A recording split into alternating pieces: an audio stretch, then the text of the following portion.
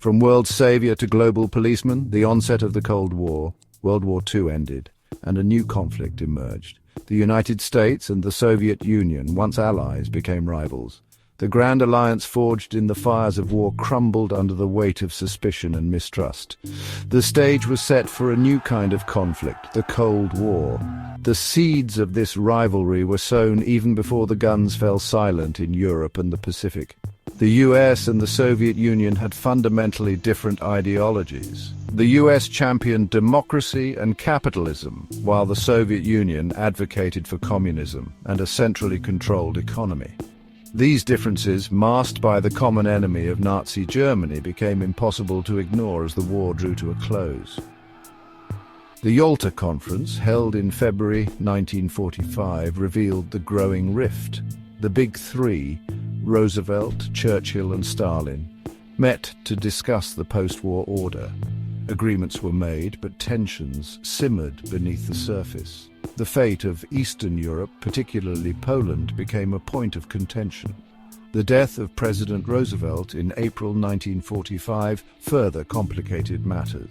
His successor, Harry S. Truman, inherited the mantle of leadership in a world teetering on the brink of a new conflict. The accidental President Harry S. Truman takes the reins. Harry S. Truman was thrust onto the world stage. He was a no-nonsense man from Missouri, unprepared for the complexities of international diplomacy. Yet he would lead America through the first chapter of the Cold War. Truman faced an immediate crisis. The Soviet Union, under Stalin, tightened its grip on Eastern Europe. Communist governments, backed by Moscow, took power in Poland, Hungary and Czechoslovakia. The Iron Curtain, as Winston Churchill famously described it, descended across Europe. I viewed Soviet expansionism as a direct threat to American interests and the ideals of freedom and democracy. Truman's response was swift and resolute. The Truman Doctrine, announced in 1947, formalized America's commitment to containing the spread of communism. It was a watershed moment, signaling the beginning of America's long and costly struggle against Soviet influence. Drawing the line, the US policy of containment.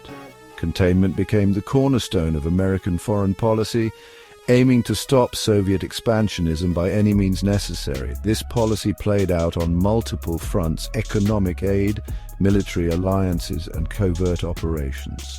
The Marshall Plan, launched in 1948, represented the economic prong of containment. The United States, recognizing that economic despair bred fertile ground for communism, poured billions of dollars into war-torn Europe.